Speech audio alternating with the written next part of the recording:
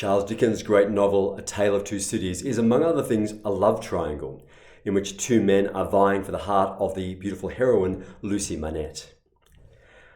The two men are very similar in physical appearance but quite different in character. One, Charles Darnay, is a French aristocrat, the other, Sidney Carton, is a washed-up, dissolute drunk. And so as the story begins, Lucy meets both men, but quite wisely chooses Charles.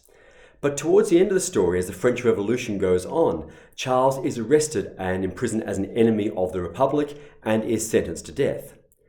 And you can see here what any modern love story would do with that setup.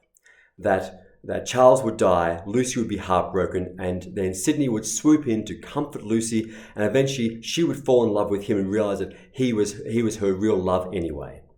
But this is not a modern love story. This is not Nicholas Sparks or Mills and Boon. This is Dickens. And so what happens is that Sidney Carton has this awakening in himself, where he realizes that much as he loves Lucy, Lucy does not love him in return. And because of his life choices, he can never be the kind of man that she would need him to be. So instead, on the eve of Charles Darnay's execution, Sidney sneaks into the prison to visit Charles. And there, because they're so similar in physical appearance, they exchange clothes. And then Sidney smuggles Charles out as himself, while he remains on death row to go to the guillotine on Charles' behalf.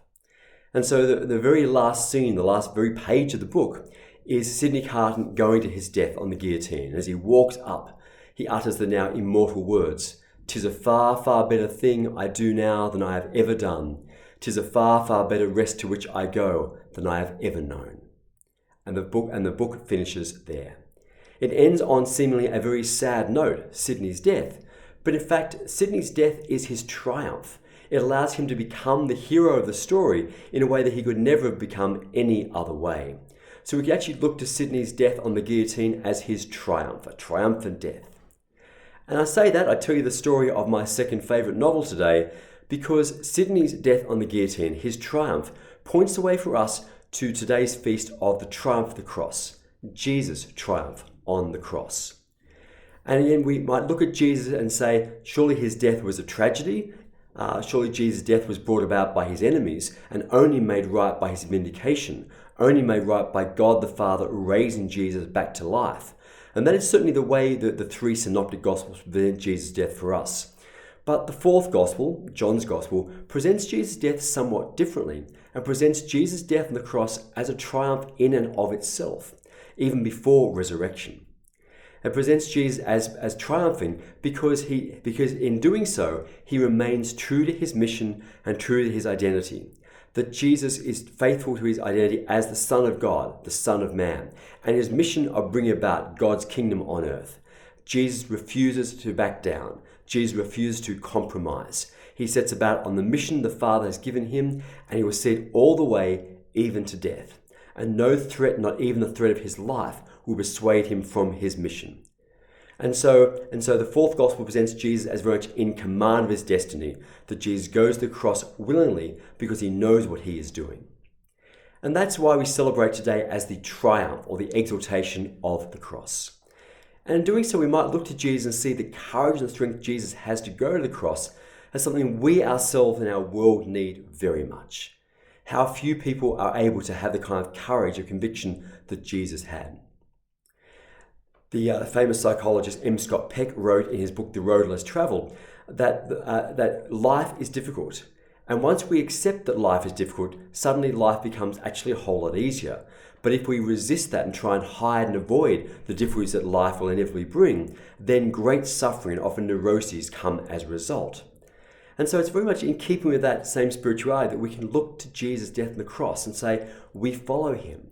We follow him by taking up our cross, which means taking up whatever suffering life may give to us. Because it's often in the avoidance, in trying to get around things, avoid consequences, avoid hardship, that we make ourselves and people around us suffer so much more. The way to true freedom, the way to true happiness is, ironically, paradoxically, the way of the cross. And part of our Catholic spirituality is to embrace that. That's why we have this gospel today, where Jesus says that there's a Son of Man will be lifted up upon the cross, just as Moses lifted up the serpent in the desert. Which takes us to the scene in the book of Exodus, which we also read today, where the people in their time in the desert are being bitten by venomous snakes and dying. And so God tells Moses to make an image of a snake out of bronze and put it on a stick. And if people are bitten, they look at the snake on the stick and are healed, which seems quite strange to us. But the symbolic idea of looking at the agent of death, the snake, actually brings about healing and life. And for us, it is gazing upon the cross, with the crucifix, which is the agent of death for Jesus, which brings about life. And we as Catholics, we always have the crucifix with Jesus on it, showing his death. We don't just have the empty cross saying, hooray, Jesus risen, or that's very valid as well, but we actually look and accept Jesus' suffering on the cross. We ponder, we contemplate it. We walk the stations of the cross. We have stations of the cross in every church. We have these sorrowful mysteries of Jesus in the rosary, so that we can actually contemplate Jesus' death and his suffering step by step. We don't avoid Jesus' suffering. We embrace it, and in doing so, we gain the power to accept our own suffering as well. And if we want to be the kind of people who have strength to stand up, to not compromise, to not give in not give in and avoid our principles, then we need the strength that comes from Jesus. We don't have that ourselves. We get that strength from Jesus. And walking with him in the way of the cross is the way to bring about that deep interior strength. For when we have surrendered to Jesus, when we've surrendered to the cross, there is no fear. Nothing can hurt us. No hurt, no pain, no consequence, no suffering really matter anymore. Only our faithfulness to Jesus. And that is a very mature spirituality, which the young children we're inviting to prepare for confirmation right now will not fully understand or grasp for many years to come. But I hope they will. And I hope we who are adult Catholics, that we might model that in our own lives as well. Our willingness to embrace the suffering of the cross as the authentic way to follow Jesus, who is resurrection and life.